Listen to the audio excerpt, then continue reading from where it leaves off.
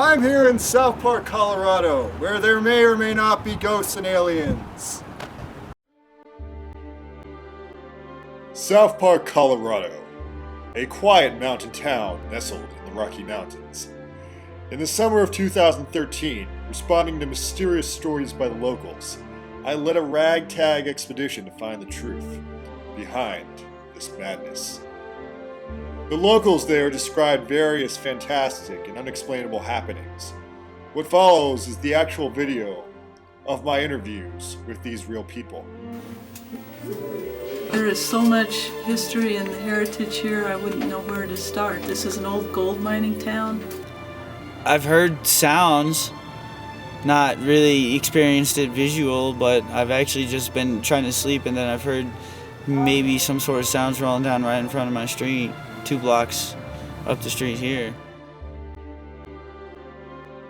Out in the Elkhorn, I was coming up with a tow truck in the middle of the night after doing some work, and I encountered some lights that were coming straight at me. When they got to me, they went straight up into the air and disappeared. My husband swears he saw a UFO, but I don't think he did. Well, one night, me and a buddy, we were out in a little town. We were in a fishing resort, and we were fishing. He was fishing with a lighted bobber many, many years ago. And we were both sitting there looking across the horizon toward Denver, north. And we noticed the light went up like this, went up, straight up, and then it took a right, went like to the right, and then went down and just went just like that. And him and a friend swore they saw a light come over the lake and go. But I don't believe it. And I just sat there, I didn't say a word. He didn't say a word. And then he turned to me and I turned to him and I said, "Did you just see that?" He said, "I just saw that." And so we both sat there, thought we knew exactly what we saw. I've had a couple people tell me they have seen them, not seen, but like we're right there after the fact and they knew from the air and the smell that that's what it was. A good friend of ours works here as well. His dad this winter supposedly found some Bigfoot tracks up here, somewhere up here in the hills, and he said it was just like obviously bipedal tracks through some super deep snow in a place where there would be no reason to be walking through all these crazy 10, 20 foot tall drifts when the road is like right next to it, so it's kind of weird. He's convinced there's Bigfoot up there. So you've seen Bigfoot? Mm-hmm. Well, we assumed to be Bigfoot. We don't know what else it was. It wasn't a gorilla. I've seen Bigfoot. I saw Bigfoot when I was growing up on the shores of Lake Cochise in the state of Washington, right in the heart of the Cascade Mountains. Huh. And I worked with guys logging growing up, and a couple of my friends' dads, they heard screams and stuff in the woods and got too close for comfort and turned around and went back to the truck and decided to quit looking because of the smell and the noise. But they didn't actually see him, but they're pretty sure that's what they think it was. One time my sister and my stepmother and my mother-in-law, were driving up on a gravel road and one ran right out in the middle of the road and then jumped right back in the bushes when it saw us coming. He must have been 7 foot tall too. And my Barb Graham is her name. She doesn't drink or anything, and she'll swear to that story to the day she dies. We saw something. It was on 2 legs. It wasn't a bear. And it wasn't an escaped gorilla from Woodland Park Zoo in Seattle, so it had to be Bigfoot or something else we don't know about. But every state in the union has reported Bigfoot. I mean, you fly over that country, there's so many places they could be. Ghosts are prevalent here. Golly, they are all over town in most of the old buildings. I think they travel the street from building to building. I'm a believer in that because I felt things. I can't explain them, but so yeah, and felt something here. I've had some hair-raising experiences, I guess. So at the library over there, back when it was the courthouse, just like that big field, there was a tree there, and they actually hung one of the corrupt judges that was there. And I live in the old mayor's house. If you look at all those houses in that area, some of them are pretty old, from old mining days. So And that old town is pretty creepy at night too. Anyway, our house has been haunted for quite a while. It was built by a great uncle of mine, and although he's never appeared to me, he's appeared to other family members, especially children. Children's eyes see a lot that we don't see. And I remember one Christmas in particularly, we were all seated at the dining room table looking into the parlor. Well, the house was built in the 1870s and it's still furnished the same way.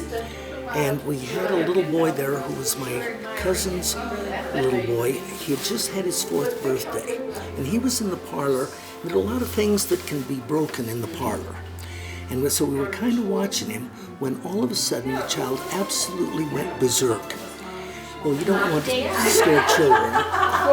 And when we got him back in the parlor, he kept pointing, saying, "Old man up in corner, old man up in corner." Well, as luck would have it, I had some of the family albums.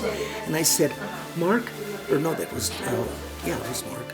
I said, "Let's sit down and just look at some pictures." And as God is my witness, when we came to the picture of my great-great-uncle Joshua Mulock, the man who built the house, this little 4-year-old boy said, "Oh, old man in corner." He identified him.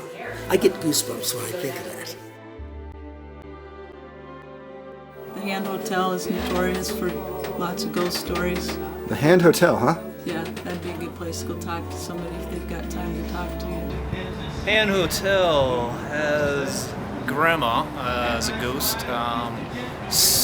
Heard various stories, one including that a trucker stayed there overnight and left Grandma's room. Ran out, paid his thing, left money on the counter and ran out. Anyway, that's the story. My mom actually stayed in that room and she said she definitely felt something. In town, I feel like I've felt Grandma's ghost before, but the effects of that are, questionable. Over in the hotel several years ago, I know I encountered a ghost. I think it was Julia. If you go check out the story of the hotel there, the gal that, what was it? She helped the guys that had malaria or something, then she disappeared and died, and they say that's her ghost that's wandering around the hotel. Oh.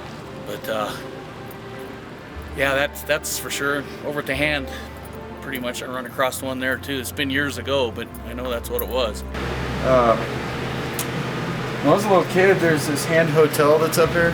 My uncle used to work there. And I don't know if he was just scaring us or what, but one day we were down there and this whole tub of dishes came flying off the shelf with no one standing around it.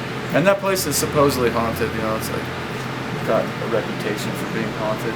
So everyone's telling me this is the most haunted place in town. This is in the Fairplay Hotel. Is this better?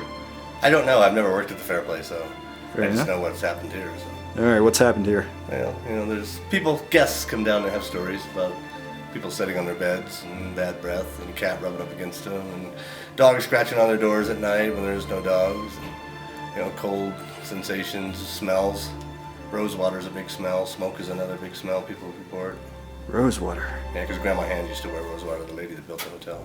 Weird. She died here in '64. My final interview of the day was with a reported man who does not die. Or perhaps, a man who always dies. He carried with him the mystique of a man from another time and place. And what follows is the unedited video of our conversation. I'm a fuse trained. Such as? Sets is a focus right in the yard, right 8 feet away from a fox. Right in the yard. I live right across from here. So was it like an alien you saw? What's that? Was it like an alien you saw? Oh no. It was a wild fox. Oh, some kind of fog? Fox. F-O-X. Oh, a fox. You think it was a ghost fox? It was real. Okay. What was so strange about it?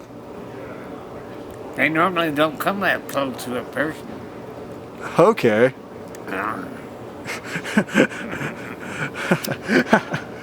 I guess if it saw me, it as ugly as I am, it run there. Wow.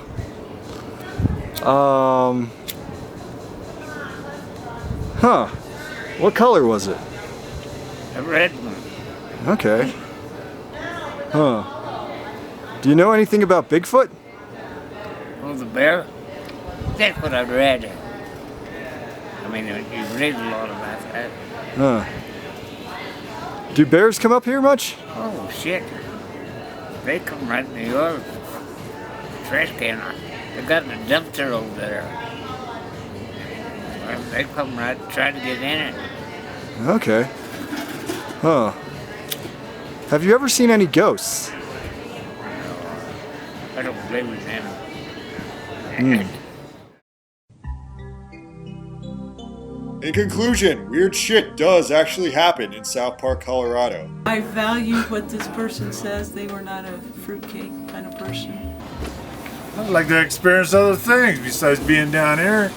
I know some people that are ghost hunters don't believe in orbs and other ones do. So, there's a lot of beliefs, there's a lot of disbeliefs, but you gotta have an open mind. As for myself, as fate would have it, while returning to Denver from this expedition, I did manage to see an actual UFO. So, case closed. Everything is real.